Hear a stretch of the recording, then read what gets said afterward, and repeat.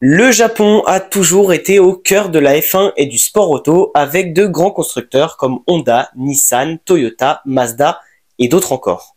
Pour ce qui est des pilotes, ils ont eux aussi marqué la F1 à leur façon.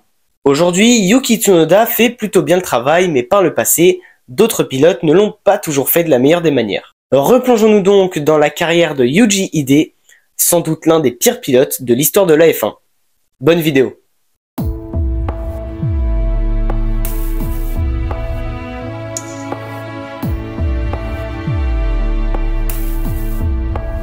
Yuji Ide est né le 21 janvier 1975 à Saitama au Japon. Il grandit dans la région de Kanto au Japon et s'intéresse au sport automobile pendant son adolescence. Et en 1990, il commence sa carrière en karting qui durera 4 ans. Il accède ensuite à la Formule 3 japonaise, au GT et à la Formula Dream. Bien que peu glorieux, son début de carrière en monoplace est marqué par un titre de champion dans la catégorie Formula Dream en 1999. En 2000, le japonais retourne en F3 japonaise pour y être sacré vice-champion derrière un certain Sébastien Philippe. Il terminera 5ème du championnat en 2001. En 2002, il départ en Europe pour disputer le championnat de F3 française où il se classera 7ème du championnat avec l'équipe Signature Team. Le problème, c'est que notre japonais retourne au Japon en 2003, ce qui va lui compliquer la tâche pour atteindre la F1 étant donné que tous les pilotes qui doivent performer doivent passer par l'Europe absolument. Marche arrière donc pour Yuji qui va participer au championnat nippon dans lequel il terminera 7ème en 2003, vice-champion en 2004 avec une victoire et champion en 2005 avec 2 victoires. Après un début de parcours loin d'être bon, le japonais est appelé en F1 en 2006, et ça dans une nouvelle équipe. En 2006, une nouvelle équipe de F1 a été créée, Super Aguri. Et pour comprendre pourquoi Super Aguri a été créée, il faut connaître Takuma Sato.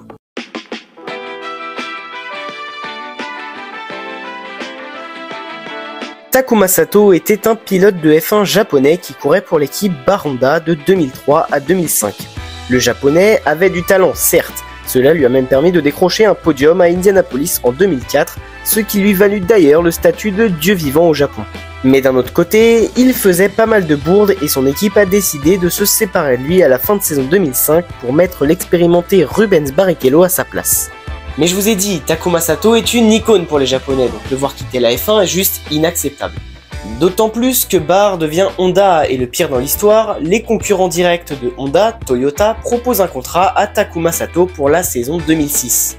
L'équipe nippone reçoit des lettres, des menaces de fans qui veulent boycotter la marque, bref, plus rien ne va. C'est pourquoi démarrent des discussions chez Honda autour de la création d'une nouvelle équipe pour faire rouler l'idole Takuma Sato. C'est à partir de là que naît Super Aguri.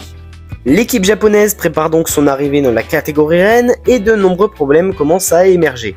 Déjà, les châssis ne sont pas prêts et les japonais vont devoir racheter les châssis Arrows de 2002 qui seront à peine modifiés pour respecter le règlement de 2006. Donc déjà que l'équipe s'inscrit un peu sur un coup de tête, et en plus ils vont faire rouler leurs pilotes dans des châssis vieux de 5 ans. En plus, les Arrows accueillaient en 2002 un V10 Ford Cosworth. Là, c'est un V8 Honda qui va équiper les voitures. On peut pas être performant dans ces conditions. Ouais, c'est sûr qu'on est très loin des débuts de Brand GP. Takuma Sato est donc logiquement le premier pilote de l'équipe, et pour avoir un line-up 100% japonais, Aguri Suzuki, le patron de l'équipe, décide d'aller chercher Yuji Ide. Bref, c'est dans cet environnement qu'arrive notre japonais.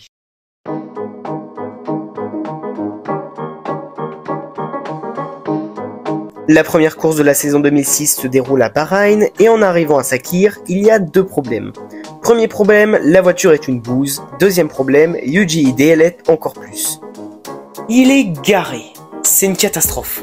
Tête à queue à tout va, Yuji Ide termine dernier des qualifications à 2 secondes 8 de son coéquipier et à plus de 8 secondes de la pole. Le pire, c'est qu'il ose déclarer dans la presse « J'ai vraiment été très vite ».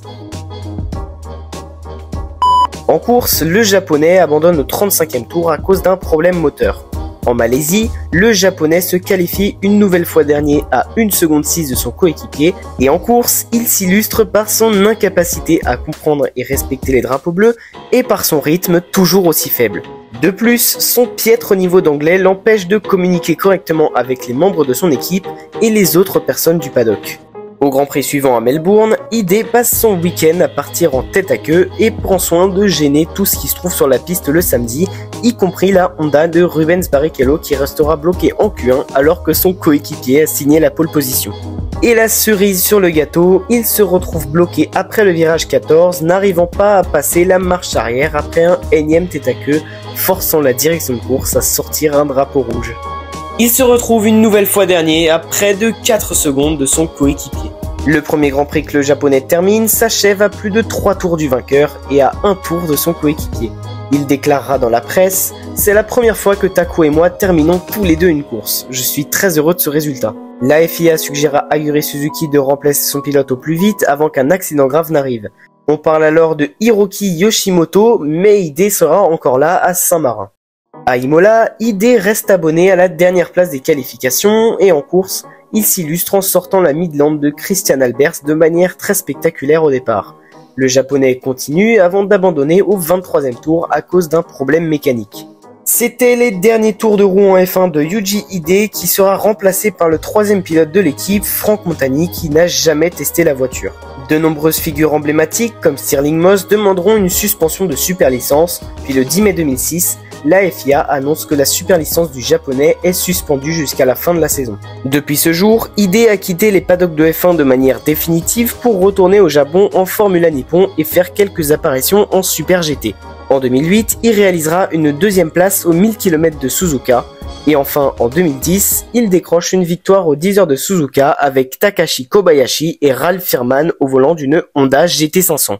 Et voilà les amis, cette vidéo qui retraçait la carrière de Yuji Ide est terminée, j'espère qu'elle vous aura plu. Si c'est le cas, n'hésitez pas comme d'habitude la liker, la partager et la commenter, mais surtout à vous abonner. N'hésitez pas aussi dans les commentaires à me suggérer d'autres pires pilotes dont vous aimeriez qu'on parle. Et si vous n'en avez pas assez de moi, mes réseaux sociaux s'affichent juste ici, donc n'hésitez pas à aller y jeter un coup d'œil. Sinon, quant à moi, je vous laisse et on se retrouve très vite pour une prochaine vidéo. Allez, ciao!